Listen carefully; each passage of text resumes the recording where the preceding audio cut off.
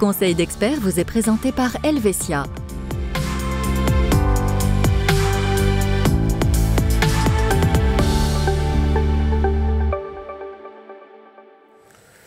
Bonsoir à tous, ravi de vous retrouver pour ce nouveau numéro de Conseil d'experts. On va évoquer ce soir un phénomène qui prend de l'ampleur avec les jours qui raccourcissent. Je veux parler, vous l'aurez peut-être compris, des cambriolages.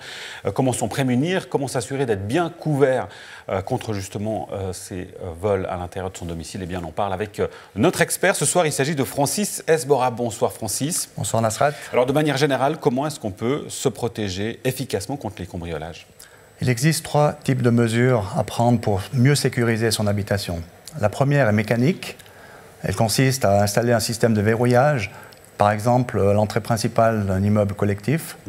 La deuxième est électronique. Vous installez par exemple un système d'alarme bien visible à l'extérieur, éventuellement connecté à une centrale.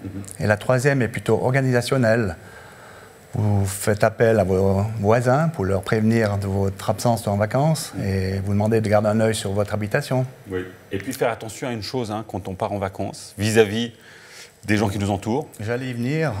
Faire attention de ne pas faire la promotion de ses vacances avec photo à l'appui sur les réseaux sociaux. Oui, effectivement, donner par exemple la date des vacances, même si on a envie que tout le monde sache qu'on va partir en vacances.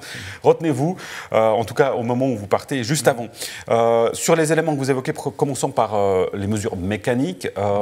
Il y a par exemple les portes et fenêtres anti-effraction, les grilles en fer qui sont souvent recommandées. Est-ce qu'ils sont vraiment efficaces? Est-ce qu'ils dissuadent les cambrioleurs? Ben oui, je dirais que toute précaution est bonne à mettre en place.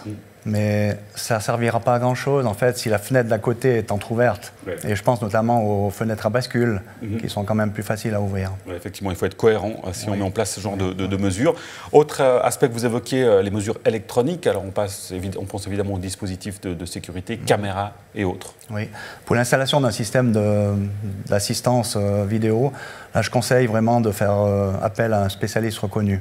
Parce qu'on a à boire et à manger, en fait. Voilà, exactement. Ouais. Faire très attention aux appels téléphoniques de soi-disant spécialistes, en fait. Les démarcheurs. Ce sont peut-être des cambrioleurs qui cherchent à se renseigner aussi. Ah oui. Effectivement, ils ne sont pas forcément contre prudence, donc évidemment, dans le cas des démarchages. Bon, autre chose sur la manière globale aussi, Francis, c'est qu'on ne peut pas, le risque zéro n'existe pas. On ne peut pas éviter totalement les cambriolages, mais on peut se prémunir contre les conséquences financières. Je pense notamment à l'assurance inventaire du ménage. Qu'est-ce qu'elle couvre ? Donc les prestations dépendent des conditions générales d'assurance et des montants souscrits contractuellement, bien sûr. Par contre, la majorité des prestataires incluent un montant allant jusqu'à 20% de la somme d'assurance d'inventaire contre les frais consécutifs à un sinistre, par exemple des frais de nettoyage ou de remise en état de l'appartement. Oui, et pour éviter toute mauvaise surprise, il faut penser à mettre à jour de temps en temps, si on a un changement de vie, la famille qui s'agrandit, qui se réduit, là, c'est important de mettre à jour. Faire appel à son conseiller pour mettre à jour le dossier régulièrement. Oui, il est là pour ça d'ailleurs, justement. Il ne faut pas hésiter à le solliciter. Les objets de valeur, Francis, bijoux, le cash, les espèces qu'on aurait à la maison, ils sont couverts? Oui, là encore, ça dépend des conditions générales d'assurance et du contrat conclu, bien sûr. Mais de manière générale, les bijoux sont assurés jusqu'à 20% de la somme d'inventaire et les espèces jusqu'à 5 000 francs. Oui, on rappellera aussi que c'est important de pouvoir démontrer. Dans quelle mesure est-ce qu'on peut démontrer, on doit démontrer la valeur finalement des objets qu'on a? Je pense par exemple à des bijoux de famille qu'on a depuis longtemps. Oui. Donc pour moi, il est important de faire des photos et dresser une liste d'inventaire de ces objets. Donc ça sera très utile en cas de sinistre, bien sûr. Et après, les objets valeurs, faites un contrat, je dirais, spécifique, séparé de l'assurance du ménage, pour vraiment séparer les choses avec des couvertures différentes aussi. Oui, et puis là, on ne parle pas d'objets d'art non plus, vraiment, parce que ça, c'est encore une couverture spécifique. Oui. Bon, dans votre pratique, Francis, est-ce qu'il y a des lacunes que vous constatez? Je pense par exemple à des objets comme un smartphone, un ordinateur. Dans quelle mesure ils sont couverts? Donc, les tablettes, smartphones, ordinateurs sont couverts aussi à la valeur à neuf, bien sûr. Par contre, la lacune que je rencontre régulièrement, c'est plutôt au niveau de la somme d'assurance du vol à l'extérieur du domicile.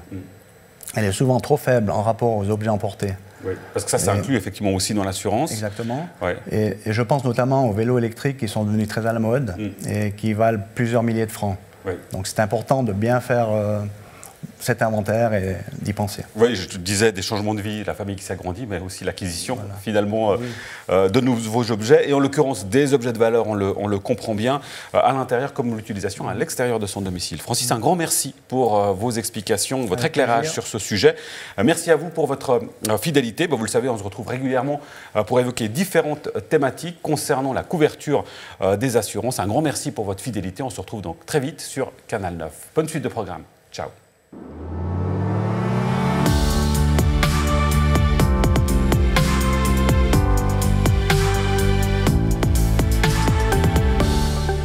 Simple, clair, Helvetia.